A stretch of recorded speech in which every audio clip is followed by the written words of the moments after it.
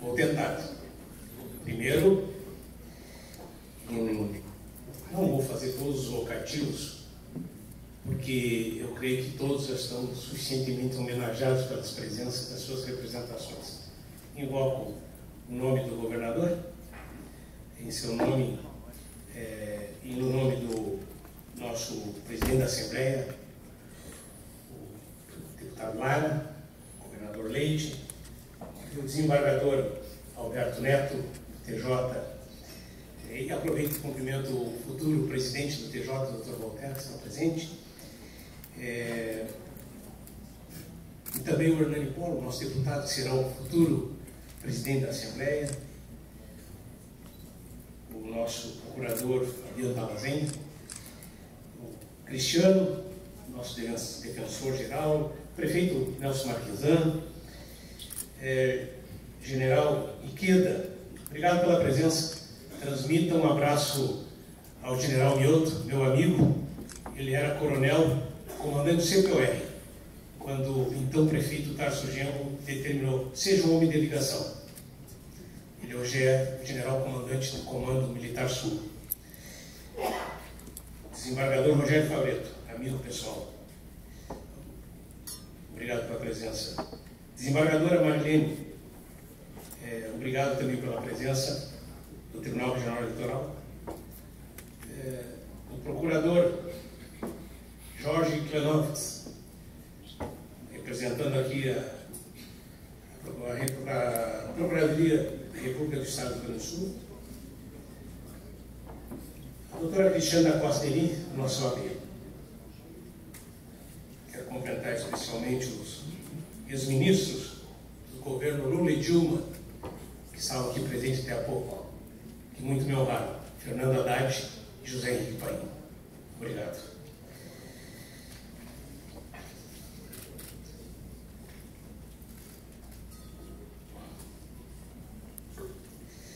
Somos feitos de matérias várias, e todas elas nos foram sendo alcançadas desde a infância pelos demais.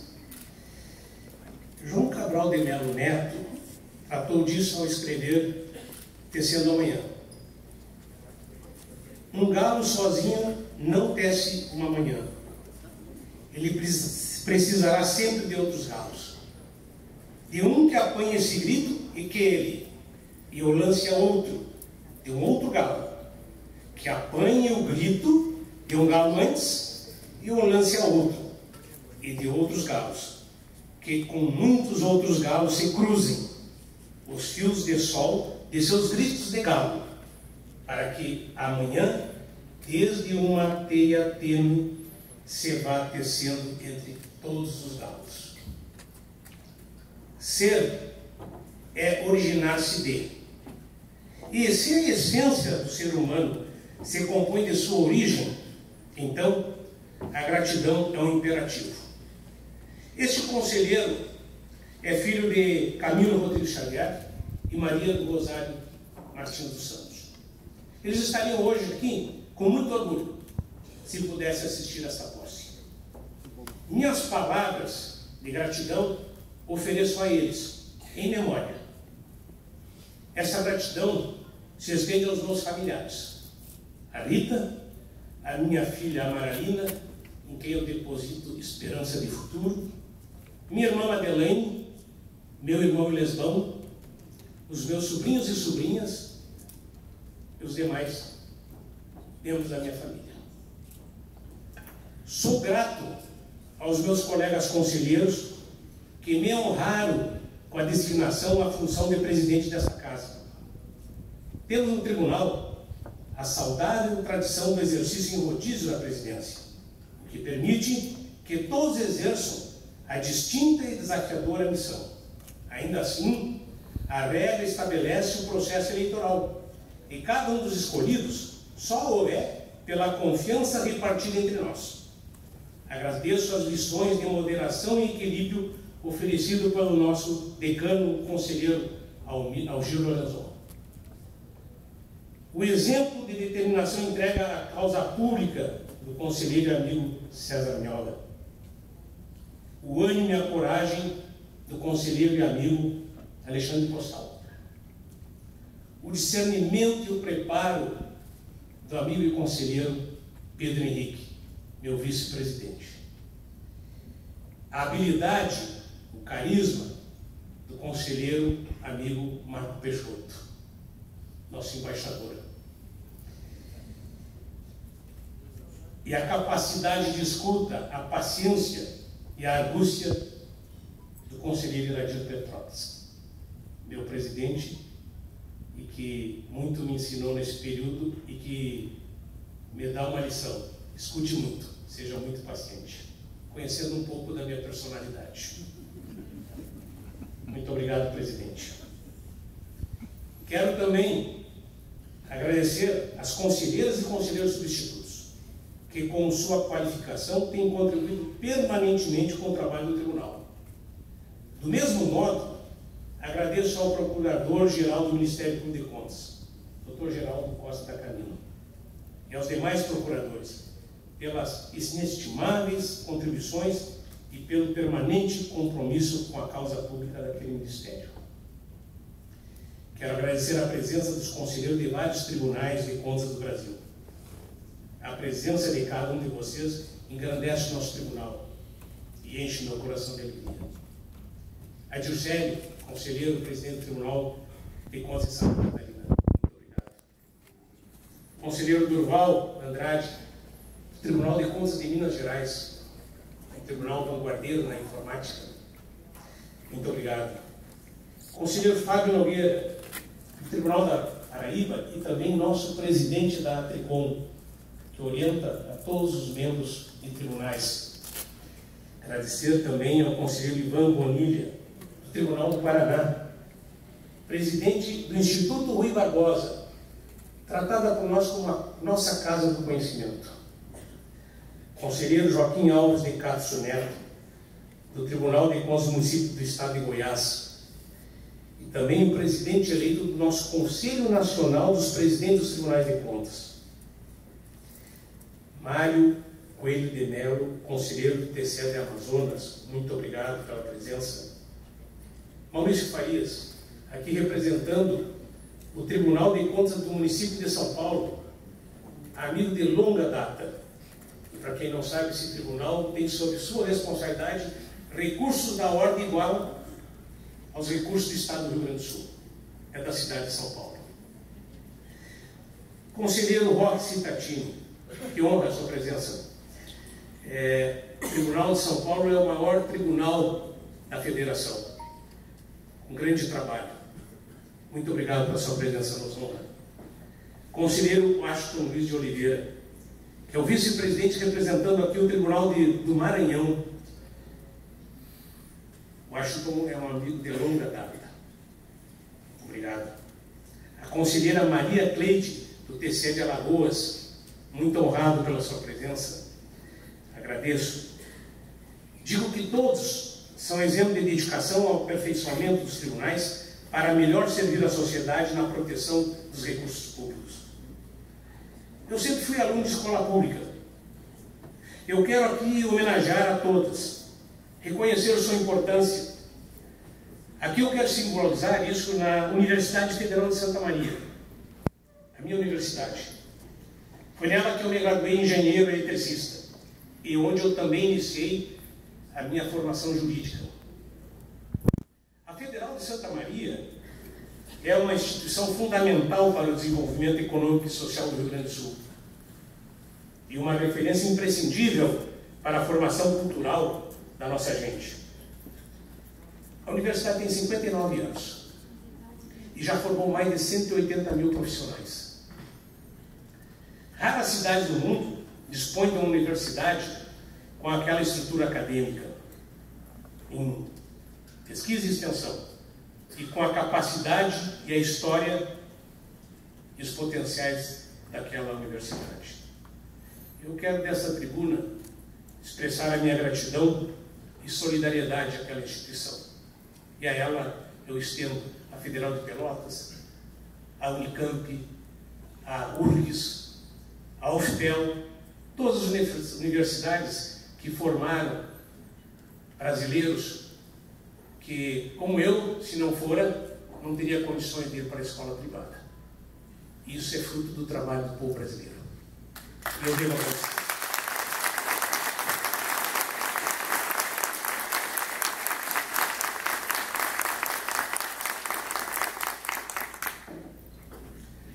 Ao mencionar a universidade, trago à cena a imensa importância da educação.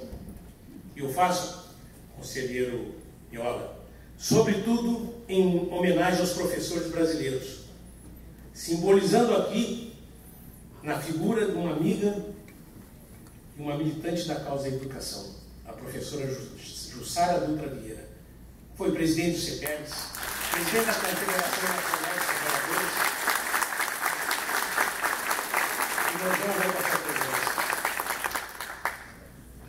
Sou grato a todas as pessoas que me ensinaram as lições mais importantes, que me introduziram pelo caminho da justiça, que me aproximaram dos destinos do povo, que me permitiram ver o Brasil com os olhos marejados por bandeiras, que me conduziram por ruas repletas, condensadas de futuro. Para minha honra, muitas dessas pessoas estão aqui hoje. Eu as vejo daqui.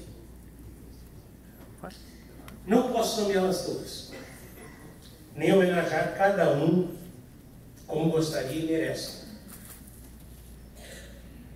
Aqui tenho amigos da adolescência, dos bancos escolares, de Santa Maria, que vieram aqui, da universidade, da Prefeitura Municipal, quando fui secretário de obras, da Câmara dos Deputados, quando eu fui deputado, quando trabalhei no Legislativo. E, antes de vir para cá, da Secretaria-Geral de Governo. E também pessoas do Orçamento Participativo de Porto Alegre, uma experiência inovadora, a participação do cidadão no controle do orçamento público. Estão presentes neste ato, senhoras e senhores, já dito, mas eu faço questão de repetir, 4 ex-governadores do Rio Grande do Sul. O governador Jair Soares, o governador Olívio Dutra, o governador Germano Rigoto e o governador Tarso Genro. É uma imensa honra tê-los aqui. Tive a felicidade de ter atuado junto ao governador Olívio e ao governador Tarso. O governador Tarso, para que todos saibam, recompôs o orçamento desse tribunal, sem o que hoje o nosso tribunal não sobreviveria. Foi Tarso Genro que recompôs em quase 20% a 25% do orçamento desse tribunal na sua gestão. Esse tribunal lhe deve muito. Todos os conselheiros sabem disso.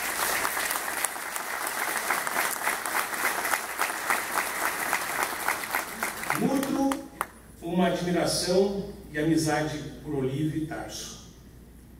Poderia falar muito sobre eles.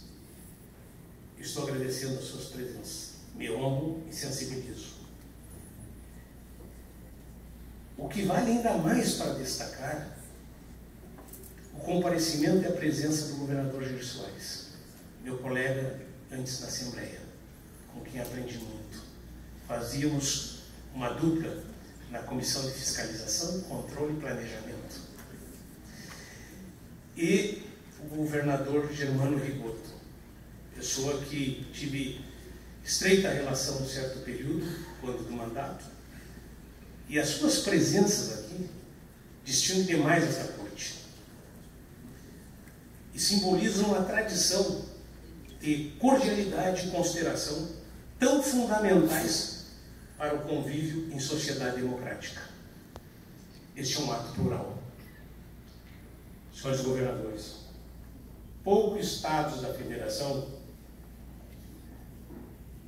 podem identificar tantos ex-governadores como expressão de honradez política. Nós, gaúchos, das suas pessoas e de outros não presentes, podemos. Muito obrigado por o trabalho do senhor. Quero contar, este tribunal quer contar com seus conhecimentos, com a sua experiência, seus aconselhamentos, porque a quadra nacional é difícil. Com alegria, saúdo também a presença de lideranças comunitárias, com as quais mantenho amizade até hoje. E aqui eu quero simbolizar uma pessoa que conheci no início do orçamento participativo, e é a dona Geni. Muito obrigado. Em seu nome eu quero homenagear a todos. Quero agradecer a presença dos CEPEDs. Quero dar uma saudação, movido por esperança, desembargador Sérgio Prats, a juíza Valdete Soares, que é a presidente da Associação dos Juízes para a Democracia, ao juiz Eugênio Terra, que é a Associação dos Juízes pela Democracia. Tem uma diferença, é para e pela. A desembargadora Vera Deboni, presidente da Associação dos Juízes do Rio Grande do Sul, a nossa familiar, a Júdice. Obrigado. Saúdo também os servidores desse tribunal e suas entidades. O SEAP, Josué, a ASTEC, Lino, a Federação FENASTEC, a Mauri, e a Associação dos Aposentados, o Melo. Nossos auditores, oficiais de controles, adidos, caros comissionados, desempenham suas funções com o orgulho dos que zelam pelo interesse público. Esta casa só é o que é por conta de uma história construída por profissionais exemplares. Ao me referir aos nossos servidores, agradeço o apoio e a dedicação, também dos meus assessores de gabinete. Eles têm estado comigo incansavelmente. Nada do que faço seria possível sem a capacidade e o empenho deles. Eu saúdo o comandante da brigada, que sabe o que é ter uma boa equipe para desempenhar funções. Encerro meus agradecimentos com uma palavra aos nossos servidores terceirizados. Cada um de vocês, jovens e adultos, homens e mulheres, são muito importantes para o nosso trabalho. Esse trabalho às vezes é invisível. A invisibilidade é uma forma de discriminação, de não ver. Nós atuaremos, como sempre atuamos no nosso tribunal, para que assim não seja.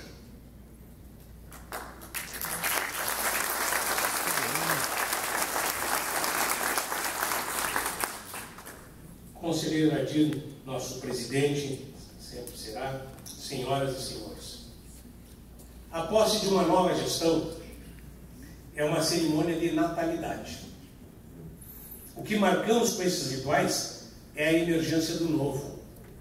Em cada ato de posse há, por isso, uma promessa, assim como na vinda ao mundo de um novo ser. Não sabemos como será essa vida que surge, quais serão suas características, seus defeitos e qualidades, mas reconhecemos em seu aparecimento um novo início. Iniciar é a forma que encontramos para nos opor à ruína do mundo. Por isso, saudamos todos os inícios. No começo, afinal, há um trânsito entre o que é e o que deve ser, entre aquilo que foi construído e aquilo que pretendemos erguer. Chamamos esse trânsito de esperança. A esperança, assim, não é uma ilusão, mas um caminho que nos ilumina por dentro. Nosso caminho irá manter o que de melhor já construímos no tribunal ao longo dos seus 85 anos, que serão completados no ano que vem. Presidente Lara. Nossa gestão, entretanto, oferecerá uma contribuição ao sistema de controle externo que estamos construindo no Brasil, sob a liderança da Tricom e do IRB. O primeiro desafio a enfrentar pode ser sintetizado na seguinte pergunta: como tornar efetivo e qualificado o controle e a participação popular em tempos atuais em que são tão necessários? Refiro-me não apenas a um tempo de extraordinárias restrições orçamentárias e de crise fiscal, mas, sobretudo, a um período como aquele definido por Drummond como tempo de homens partidos. Esse é tempo de divisas, tempos de gente cortada. de mãos viajantes sem braços, obscenos gestos avulsos, mudou-se a rua da infância. Vivemos em um regime democrático. Seria uma ingenuidade, entretanto, não identificar no atual estado de coisas ameaças muito reais à democracia. Eu compartilho aqui, então, o meu temor, que é, por certo, muito menor do que o temor da miséria, daqueles que sofrem miséria, dos que sofrem fome, dos que estão desempregados, dos que não têm alcance ao alfabeto, dos que vivem em cada paraisópolis deste país, ou da angústia das mulheres vítimas de violência e do medo dos homossexuais e das pessoas trans. A ameaça é concreta, algo capaz de nos engolfar a todos. Algo capaz de nos engolfar a todos. A cada vez que alguém se pronuncia para saudar a morte, a cada vez que uma autoridade legitima o extermínio e a tortura, a cada vez que alguém menospreza e ataca os direitos sociais e humanos e as garantias fundamentais, a cada vez que se desfaz da ciência e da razão, a noite se aproxima um pouco mais. Penso, senhoras e senhores, que devemos agir tendo em conta esta ameaça, para resistir a ela, para derrotá-la. Não se trata aqui de entendido, conselheiro Milésio, amigo e professor, de preferência política. Não. Mas da própria possibilidade da política contida em qualquer ato de relação humana. Não um discurso desde as visões de determinados partidos políticos, não. Mas um discurso em favor do direito à visão. Qualquer que seja, submetida à Constituição. Qualquer visão, submetida à Constituição.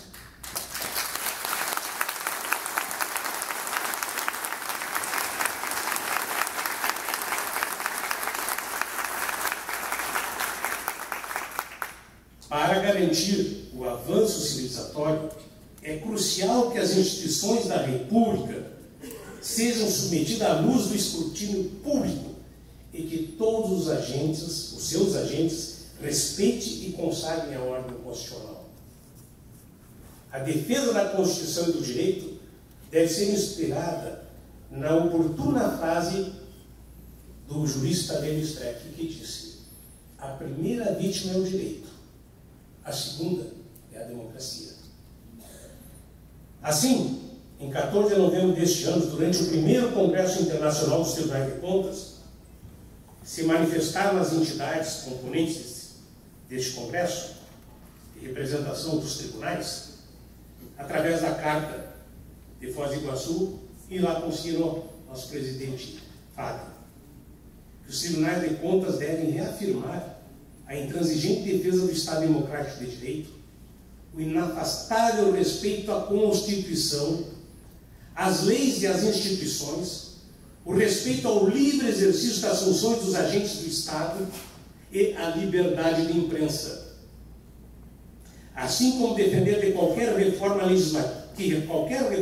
legislativa, respeite os princípios essenciais mencionados e o Pacto Federativo, preservando-se as competências originais dos órgãos de controle. O Tribunal de Contas do Rio Grande do Sul tem como baliza mais importante a Constituição Federal.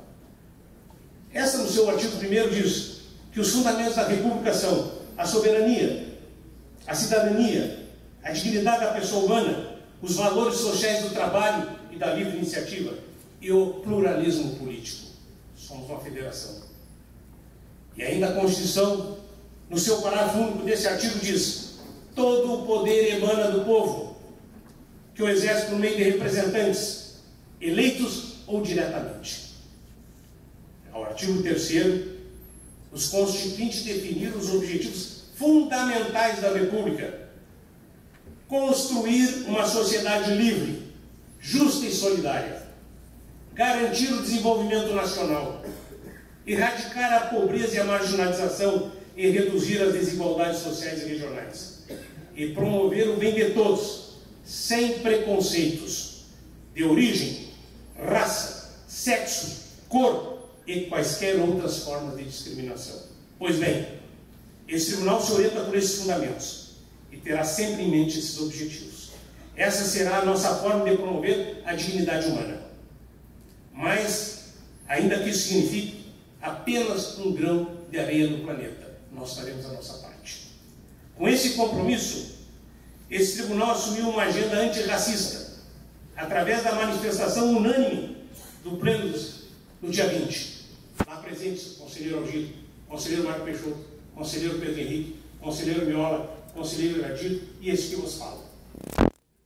Assumimos, no dia 20 de novembro, dia da consciência negra, dia da lembrança de Zumbi do Palmares. Daremos sequência ao trabalho de fiscalização quanto ao cumprimento da Lei de Diretrizes e Bases, que já ocorre, que tornou obrigatório o estudo da história e a cultura afro-brasileira e indígena nas escolas de ensino fundamentais e ensino médio. O machismo, muito presente em nossa sociedade, antecede e legitima a violência contra as mulheres. Proporemos políticas para que o nosso tribunal, que já tem algumas, fiscalize a aplicação da Lei Maria da Penha no Rio Grande do Sul e os mecanismos que devem os administradores colocar para diminuir esses impactos de violência. Em nosso trabalho diário, estaremos assim tratando os temas que impactam diretamente a qualidade de vida das pessoas, especialmente aquelas mais necessitadas. Nesse foco destacam-se as áreas da saúde, da educação, da segurança e do meio ambiente. Em todos os nossos gestos, seremos, antes de tudo, pedagógicos, instrutivos e colaborativos, porque os nossos esforços valorizam a prevenção. É preciso sublinhar, entretanto, que isso não significa a renúncia à missão fiscalizadora que nos foi atribuída constitucionalmente. O Tribunal de Contas é um órgão constitucional, autônomo, que deve agir em defesa do interesse público, o que pressupõe e exige as prerrogativas de sancionar.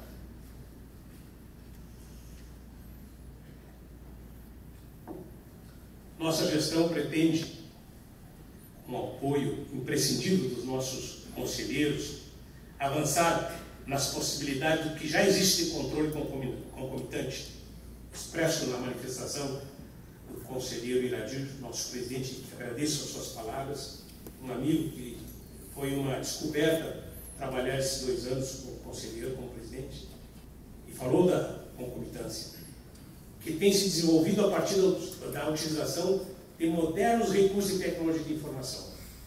O uso intensivo do que se chama TI, tecnologia de informação, no controle externo, como é amplamente reconhecido, pode assegurar mais eficiência às auditorias.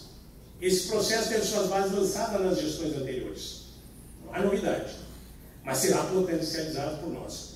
Se há um investimento que faremos nesse tribunal, conselheiro Iradir e conselheiro Pedro, esse será direcionado à tecnologia de informação, para que tenhamos aqui ainda mais transparência e vamos ser completamente severos para assegurar os comandos da Lei Geral da Proteção dos Dados Pessoais que entrarão em vigor no ano que vem. Não cabe ao tribunal, e vamos tratar disso com todos os poderes, entrar na intimidade das pessoas, na sua privacidade. Só o que é público deve ser tornado público. E isso está na Lei Geral dos Dados. E nós faremos isso.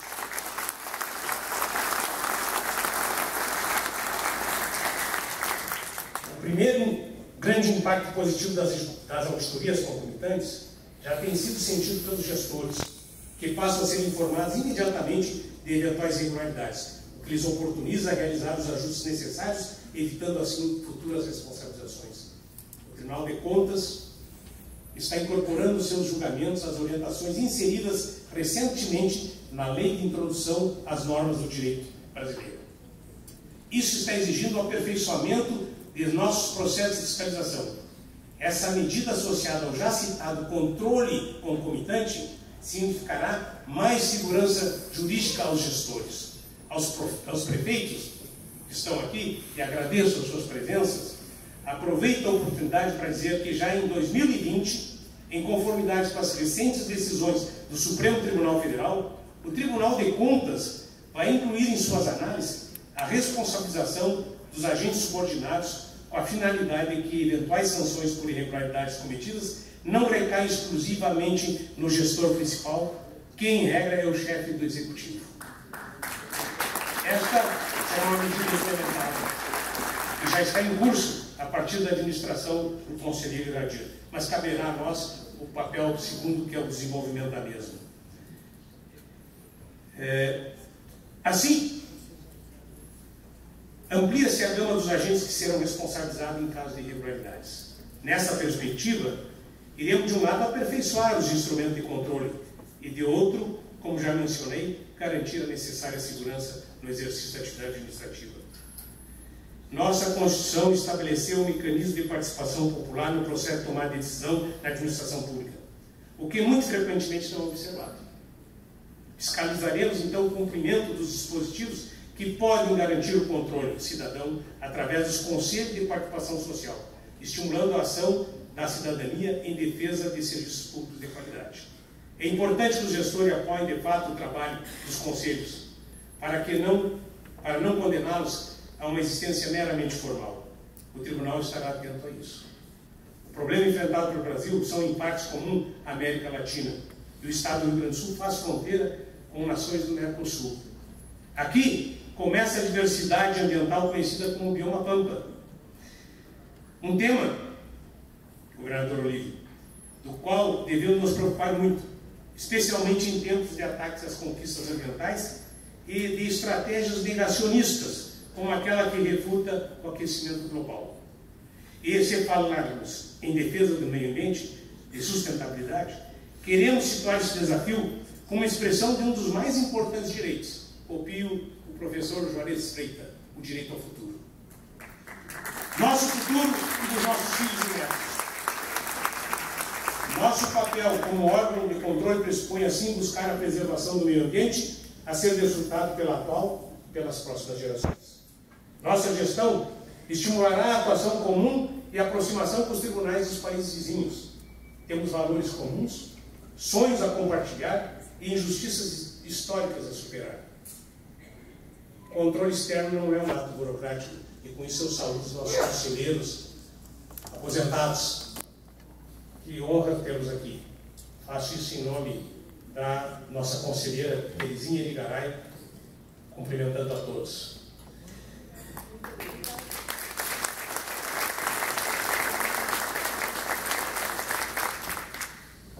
Repito, controle externo não é um ato burocrático, nem missão apartada da vida real. É preciso romper com a cultura de insulamento burocrático, que distancia as instituições da cidadania.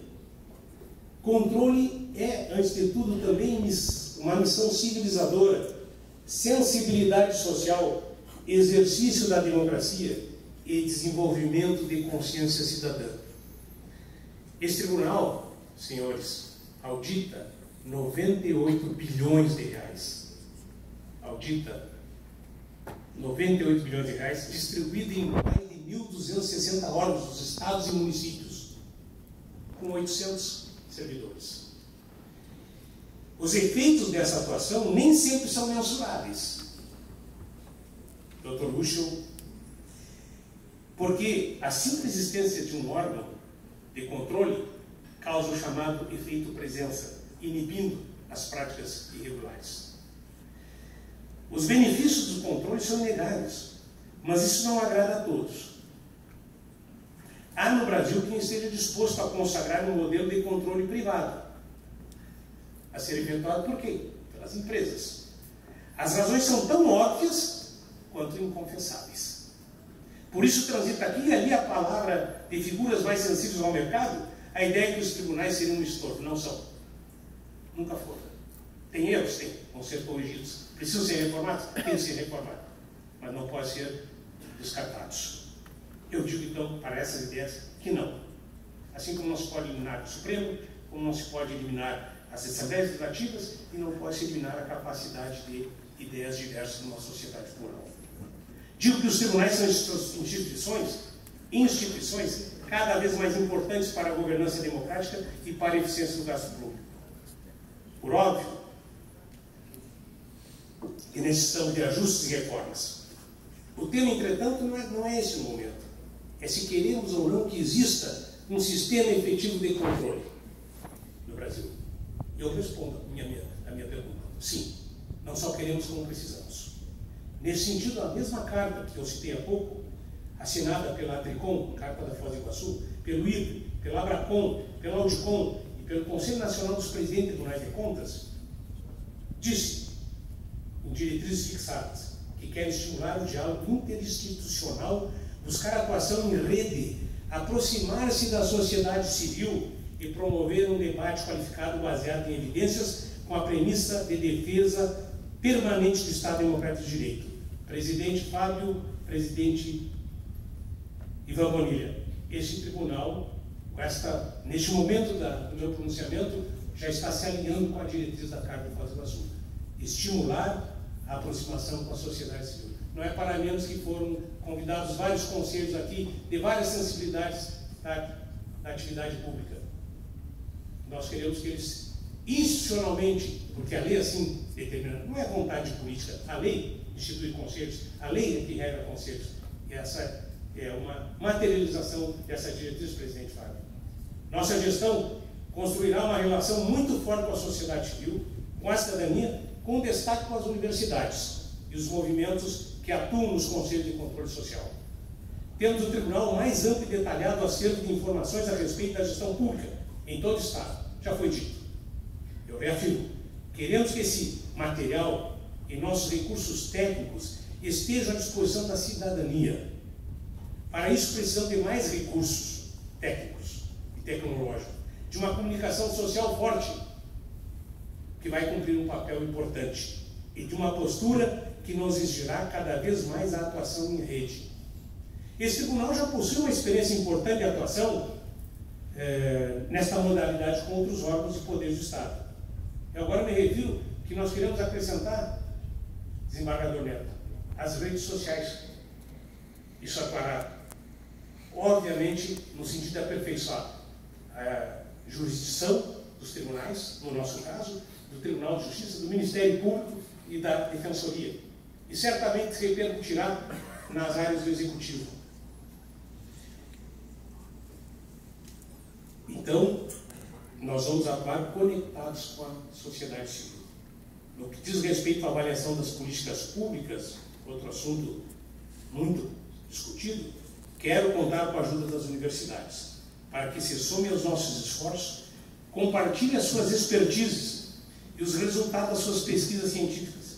Esse tribunal está aberto, como sempre esteve, e nós vamos estimular, nós vamos fazer busca ativa, conselheiro Viola, né, para receber centenas de alunos, mestrandos e doutores e doutorandos interessados nos desafios da gestão pública, para que nós aprendamos e que eles aprendam conosco também, porque nós temos coisas a dizer.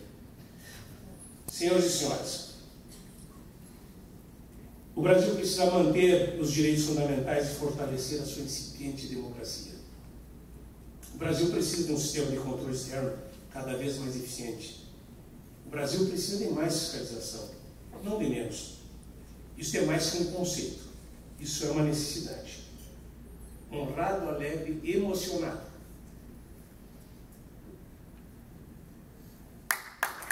Uma presença de todos. Obrigado, presidente. Eu convido a todos, ao término do meu pronunciamento, para que se somem e nos auxiliem nesse desafio. Muito obrigado.